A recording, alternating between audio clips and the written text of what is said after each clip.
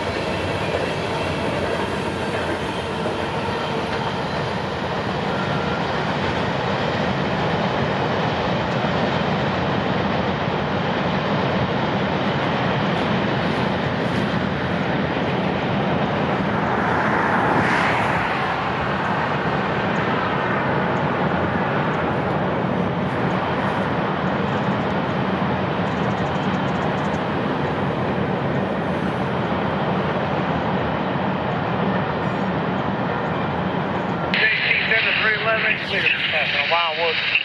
Track 1, B208. Besides me barely even catching this B208 because of my scanner not lighting up and him not calling Morland Park for some reason, I'm really glad he showed up because this morning lighting was unbeatable. Morland Park has always been one of my favorite spots to railfan here in Wildwood, but I've never set up on this side of the tracks and I don't usually come here in the morning. My usual morning Wildwood spot's south of here, south of the yard.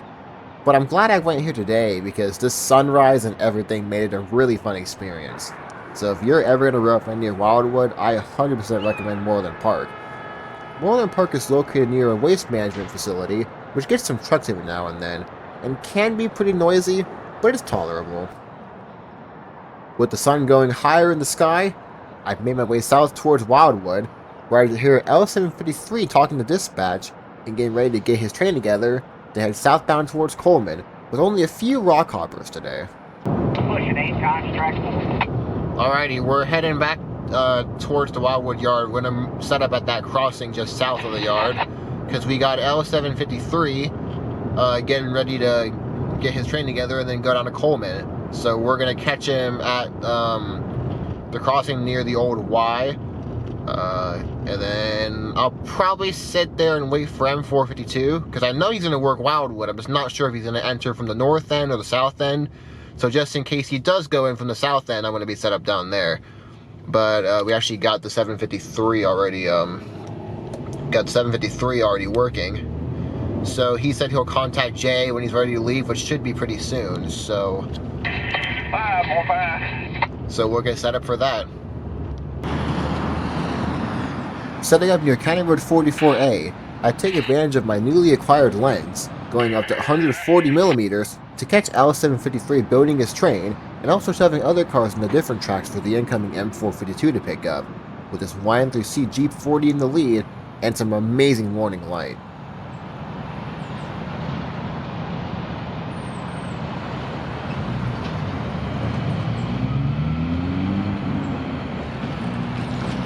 ride 7 times track 5. Back.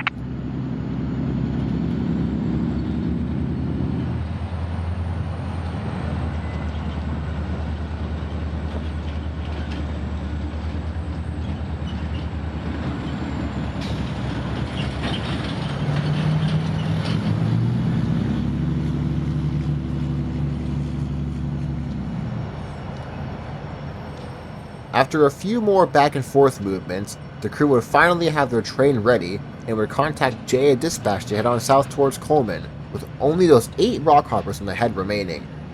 They would ask for their signals and also get permission to do a reverse move back to Wildwood once their work at Coleman Rock was done.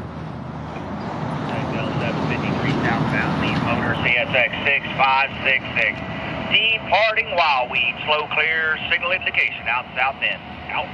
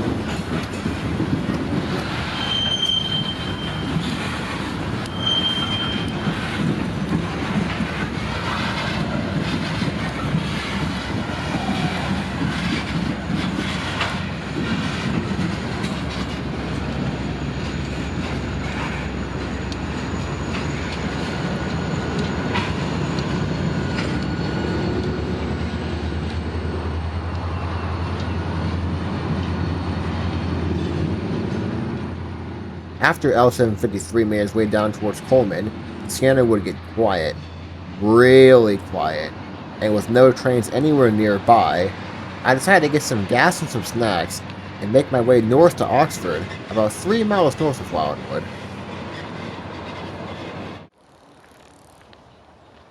I'd eventually arrive at Oxford, where it'd be pretty quiet for the next 2 or 3 hours until my next train would show up, which would be CSX L743 coming southbound on a Baldwin with only 28 loaded rock hoppers for Wildwood Yard. After dropping those off there, he'd make a light engine run down the Winston Yard, where the crew would end their run for the day.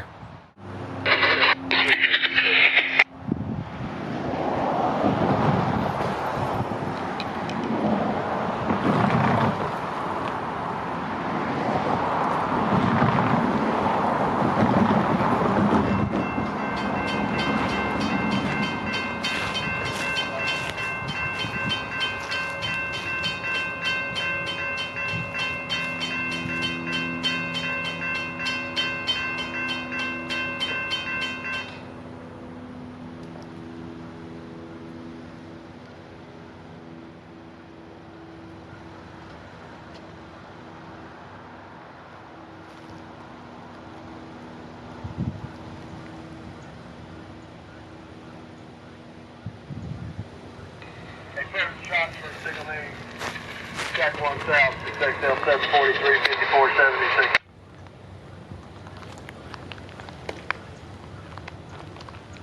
452, where y'all at on the main line? Okay. We dropping the whole train going out into light.